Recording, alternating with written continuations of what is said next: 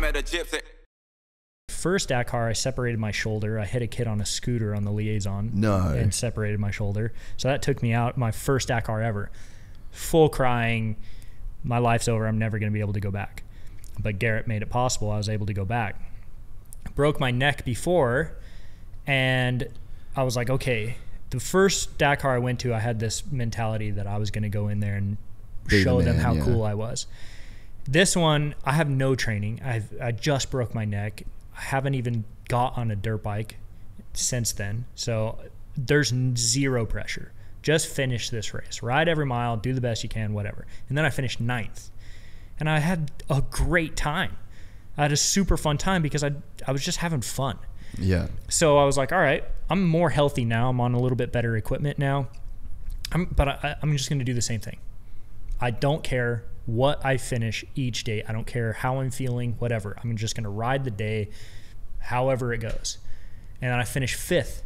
And I'm the only American to finish in the top 5 other than like the old school dudes in the 90s, not on a factory bike, to finish in the top 5. So I'm like, this is sick. This is awesome. This is best result, American has had that hasn't finished on the podium before. Yes, now's the time. No phone call came. No email, no nothing. Were you like talking to the KTM team? Like, were you kind of around, because it's like it's a bivouac. It's just like a camp essentially in the middle of the desert. Like, people had to have known what you were doing and noticed what you were doing. Yeah, they definitely took notice, and I had met them, but I don't know. I have that feeling too that I don't want to be that guy that's always like trying to it's hard, weasel my way in. I want to like respect my distance and do it the right way too, like, hey, I'm not going to get the factory ride because I want to do it because I earned it, right? Yeah. So, but I ended up leading the overall for a day. That's so sick. Which was super random. Which everyone knows your name at that point. Yeah, so I was like, it was super random. I came in and they're like, hey, how does it feel to be first? And I'm like, what do you mean? I finished 4th today on the stage. They're like, no, you're leading the Dakar. And I was like, what? That's like, so cool. Super random. So from that point forward, they would come over and help me out with like, oh, how much fuel do I need to put in the bike? When? Stuff like this. When is the checkpoint? All of that kind of stuff. And they would just kind of help out a little bit more on tire choice, because that year we had a super strange rule where we were only allowed 6 tires. That's right. So we had to do like 2 days minimum on the same tire, which became very dangerous. Was that the year Toby had to zip tie his tire up? Yeah, exactly. Yeah. So then they helped a little bit more about strategy with that kind of stuff, and just were, a little bit more present with me, and I got to know them a little bit better. But so, that race goes successfully. I feel great. I'm like, awesome. This is it. I'm a little bit more connected now. Now's the time. I'm going to get a call from someone. No one, not a single phone call. And I'm like, dude, what am I doing? My buddy Jeremy, we kept having a joke because I'd win Vegas to Reno. I'd solo Vegas to Reno. I'd win it. And I'd finish on the podium of Baja, and then I'd win the Sonora Rally, and then I'd do this, and then I'd do that, and then nothing. And he's like, did you do something wrong? Yeah. Like, did you burn someone and they're just like secretly just... You ran over someone's dog or something. Yeah. He's like, what happened? I'm like, dude, I don't know. So I got the email. Jordy Villadomes, he's the team manager at the time. I sent him an email. Shout out to Jordy. Yeah, shout out to Jordy. Yeah. So I sent him an email, and I just said, I was like, dude, thank you so much. I appreciate the help during Dakar. Thanks for sharing your knowledge and all of this kind of stuff. I really appreciate it. I have to be honest. I feel like I can add value to the team. I feel like what I've been able to accomplish with no training, no preparation, nothing on the bike, I've been able to add something there, and I feel like with more training and more tools that I can be better. I finished 5th. I finished 9th. I knew I could finish top 5. I finished 5th. I knew I could finish on the podium. I finished on the podium. I know I can win. By building the experience and having that tools and things like that, I know I can be a value to the team. And to be quite honest, I cannot do it this way again. I have nothing left to sell. You don't make enough on selling t-shirts. Like, there's no way I can afford to pay myself to pay my own way to go again. It's just not possible.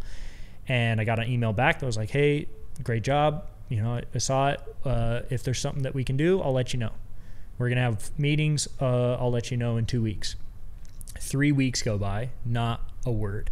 And I'm just sitting by the phone the whole time because I got nothing going on. I got to ride my bicycle to work, and I'm just like, fuck. So like literally come back from 5th at the Dakar, and you don't even have a car to drive to work. I'm staying in a buddy's house. I'm staying on his bed. That it's not even my bed, So I'm just like, dude, I've put everything into this. And hey, at least you ain't gonna die wondering. That was my exact, because I got that question a lot. Why? Yeah. Why would you sacrifice this much? There's something to it, man. Well, here's the thing. It's all just stuff, right? Very true. It's all just stuff. And at the end of the day, stuff is replaceable and experiences aren't. You're not going to be able to go. And you never heard anyone on their deathbed say, I wish I had more stuff. True. It was always, I wish I would have done more. Done more things. Yeah. And I thought about that. I'm like, you know what? It's possible. Work ethic, all that kind of stuff. You can rebuild and get you where you want to go, but you're not going to have this opportunity again. You're like, I never want to look back and say, what if I tried? Yeah. Maybe I would have went somewhere if I would have just tried. Yeah. And then that twists your insides, bro. Like how many people do you know that, like older people, like I've got people I can think back to in my hometown where it's just, they're just these bitter, twisted old people that have those regrets in their life. They just never did the thing that they thought they could do. Right. And that's been one of my driving forces forever. I'm like, I would so much rather be broke, but with like potential. Yeah. For like sure. To have this, because I would always think, even when I was in the US and I was struggling, it was like, yeah, but I could get one job. I could get one job that changes everything. I could have one, this one thing that then was the thing that put me over the edge. And it's like, it's easier to be broke with like hope and potential than it is to be comfortable with like nothing on the horizon, Yeah. And going back to what I say before, like those experiences in life make you who you are today. They're not fun to go through at the time, but they make it, when you do have opportunities or when it is nice, you appreciate it much more. And I think that's like a lot of why my mentality, obviously rally specifically, and what you have to go through in rally is taught really me a lot. fits that. But like going through those tough times as just an adult trying to find your way in the world as you do, and being able to learn from those kind of stuff, like I see a lot of other people that have had early success or maybe a little bit less adversity in their life, and they expect much more. Like, hey, you owe it to me, and nobody owes you anything, and at the end of the day, we're just dirt bike riders, right? Like, how special are you? At the end of the day, like, this is what we want to do. This is your dream as a dirt bike rider to do this. They don't owe it to you. This is what you want to do, and that's the way I look at this whole thing now, is like, look, I know what it takes to do this on your own.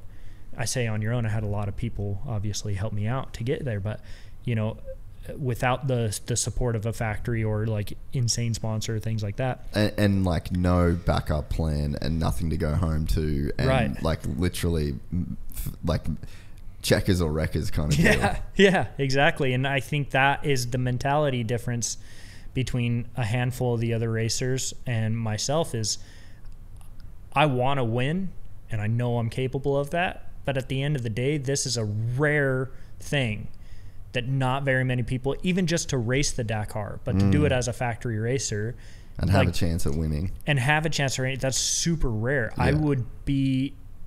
It would be a shame if I didn't enjoy 100% of these moments. Yeah. If I got 6th place at the Abu Dhabi, man, I wish I would have won, but guess what? That gave me an experience to go back, and now I can be better as a person, as a racer, and all that kind of stuff. And when do you get to stay in this crazy place in the middle of the desert and all this kind of stuff? Like, the opportunity is incredible. I didn't win. That's a bummer, but I'm not mad about it, And so like this, all of that kind of stuff leads up to finally getting that phone call, and Jordy, he just goes, "Hey, how you doing?" And I go, "Well, pretty good. How are you? You know, how are you? And he goes, hey, good. How do you like the color white? And I was like, I think it would fit me quite well. He's like, sweet. Well, you know, we'll send a contract over here soon. Wow, and I got dude. super lucky with it, because normally, like, if they want to kind of transition you into that, they don't want to just give you the factory ride. They want to like see more of how you work with the team, things like this. But I got really lucky that one of the guys, his contract ended and he moved to another brand. And so I had an open spot. Normally I would have had to stay on the privateer team with more support for another year, but I got really lucky. They're like, hey, there's a spot open. We'd like for you to take it. I'm like, put anything in front of my face now and I'm going to sign it no matter what. Like,